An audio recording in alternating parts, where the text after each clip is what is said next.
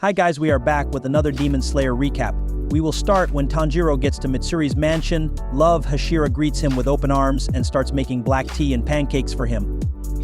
After Mitsuri gives him a slice, Tanjiro, who is not familiar with these Western dishes, seems to like the dinner. She then requests that he put on a pink uniform and participate in a dancing exercise that she leads, stressing the value of flexibility in order to achieve more precise moves. Later, much to Tanjiro's dismay, Mitsuri forces one of the trainees into a painful split while helping the others with a stretching routine. After that, Tanjiro goes to Obanai's house, where the serpent Hashira tells him how much he despises him after learning of Mitsuri's affection for Tanjiro. However, though startled by this hostility, Tanjiro begins the harsh training under the rude Hashira's eyes. As the times passes, Tanjiro endures grueling training under the strict supervision of two Hashira, Obanai and later Sanemi. Tanjiro hesitates in Obanai's dojo when practicing his sword skills because he doesn't want to harm the other students who are strapped to posts all over the place, but Obanai, who is already not happy about him being here, hits and chastises him repeatedly because of this hesitancy. In spite of these challenges, Tanjiro perseveres because he wants to relieve the load on his fellow trainees. Tanjiro learns throughout the sparring that in order to succeed, he needs to concentrate only on Obanai. To avoid distractions, he places himself in a deep forest. When he eventually hits Obanai's hori, it signifies that he has completed the training, but Obanai doesn't warm up and tells him to avoid Mitsuri. Next, Tanjiro enters Sanemi's harsh training, where trainees are pushed to the brink by the wind Hashira's unrelenting sparring, frequently to the point that they pass out or vomit blood. While Tanjiro sees Zenitsu's valiant attempt to flee this difficult training, they both decide to stick with it together. Despite Sanemi's obvious lack of acceptance of Tanjiro, Tanjiro is still committed to getting better and winning the next fights, despite the obstacles. During this grueling training, Tanjiro is harshly treated by Sanemi, the wind Hashira, who takes advantage of any moment of distraction to attack him, leaving Tanjiro battered and disheartened. Following his workout, Tanjiro hears Sanemi and his brother Genya fighting. In a last-ditch effort to make amends with Sanemi, Genya admits that he even consumed demons to get stronger. Tanjiro steps in to stop Sanemi from attacking Genya as he becomes enraged, which sparks a physical altercation between the two. Even though the trainees try to break up the fight, it goes on until dusk, which means Tanjiro's training with Sanemi is put on hold. Walking with Zenitsu the next day, Tanjiro laments over his failure to mediate the fight between the Shinazugawa. They see Jomi Haimejima, the stone Hashira, and see firsthand the rigorous training his disciples receive, which includes standing under a waterfall and chanting.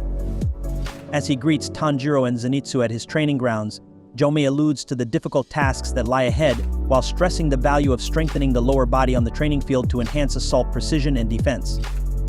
Training includes pushing a huge boulder for a predetermined amount of time, lifting heavy logs, and enduring a strong waterfall. Jomi chooses against installing fire because of worries about trainee safety, but Zenitsu still passes out and has to be tossed into the river. He is quite uncomfortable when he wakes up from the cold. Clinging to stones, he feels the warmth that he likens to his mother's care.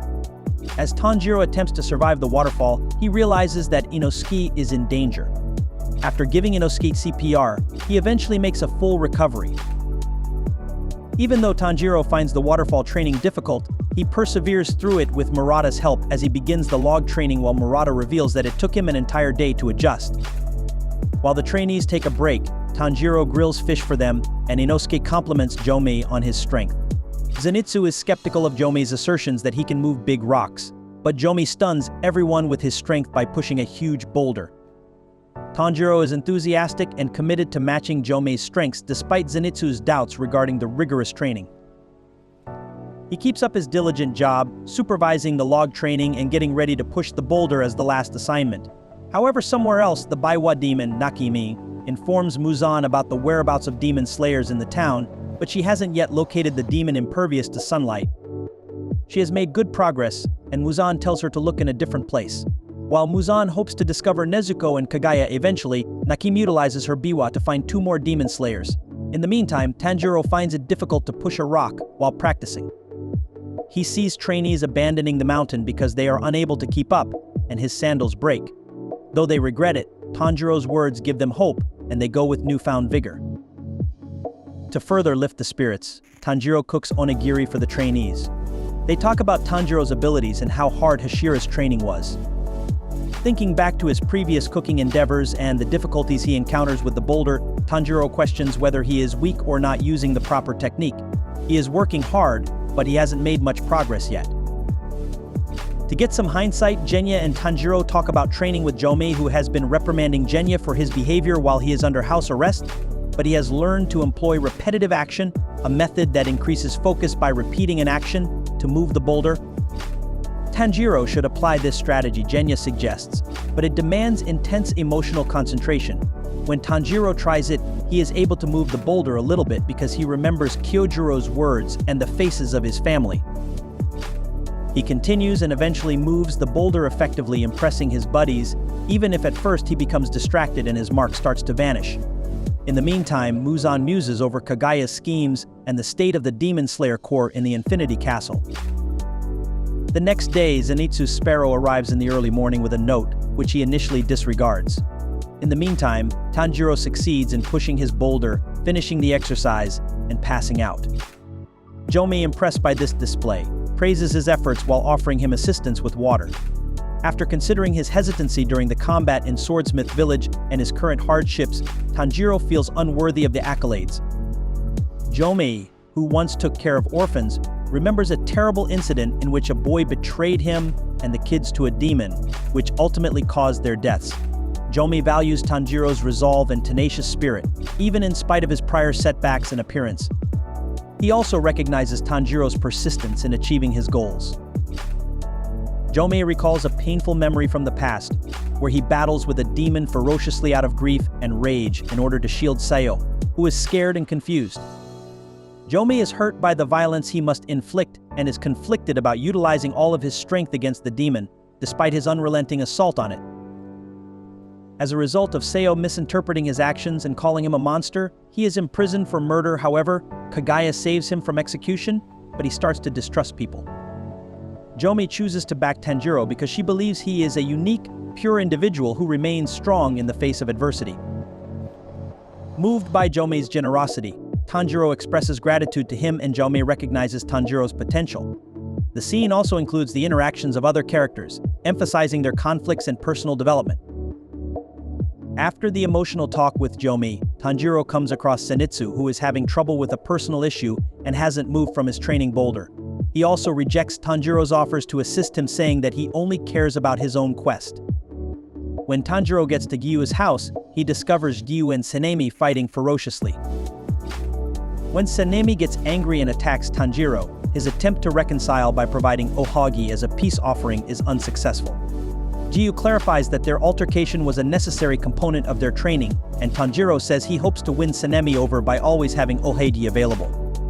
Sanemi, who is annoyed by the disruption and the lack of additional hashira, realizes that the core is being infiltrated when he finds a demonic marked eye that burns to ash. The scene then shifts to a dramatic sight as Muzan arrives at the Yubayashiki mansion to confront Kagaya Yubayashiki. Muzan snidely remarks on Kagaya's deteriorating appearance, and Kagaya acknowledges his presence. We see a hostile meeting between the demon progenitor and the leader of the Demon Slayer Corps. Even though Kagaya was given only a few months to live 6 months ago and is in poor health, he has persisted in fighting Muzan out of a pure drive to win. Disappointed at Kagaya's declining condition, Muzan, getting cocky, makes fun of both his looks and the seeming pointlessness of his fight. Kagaya discloses that since his family gave birth to a monster similar to Muzan, they have been cursed. The Yubayashiki family has dedicated itself to hunting Muzan as their sole chance of survival after suffering terrible early deaths for generations. However, Muzan, who has never tasted divine vengeance for his own innumerable crimes, writes this curse off as nothing but folly. As this meeting is going on with quiet defiance, Kagaya Ubayashiki greets Muzan Kibutsuji, stating that his death will only make the Demon Slayer Corps stronger and musing on humanity's enduring hatred for Muzan. Furious after seeing that Kagaya is not afraid of him, Muzan laughs at Kagaya's illness and brushes aside his ideas about immortality. But as they are talking abruptly, there is an explosion in the Yubayashiki mansion, killing Kagaya and his wife instantly and demolishing the structure. Noticing this explosion, the Hashira rush there, and when they arrive, they discover the area to be in ruins. Even though Muzan is hurt, he begins to recover and discovers that Kagaya set up a trap with spikes and explosives. Seeing that Tamayo is also there, Muzan severely makes fun of her previous transgressions and mistakes, but she firmly asks Jomi for assistance before accepting her fate. Bringing back memories of Kagaya Yubaishiki's belief in using him as bait, Jomi listens to Tamayo and enters the place, and he also ends up hitting Muzan with his flail. But Muzan gets angry and runs into the Hashira, who have come to confront him as he recovers from the attack.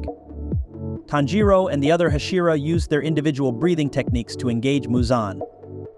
But Muzan laughs at their blows and summons the Infinity Castle, drawing them into another reality that causes everyone to look flustered and shocked as demon slayers like Genya, Inosuke, and others are carried into the castle, along with them when they fall. Every character responds to the view of the castle differently. Some are excited, while others are fearful or determined to finally put an end to this.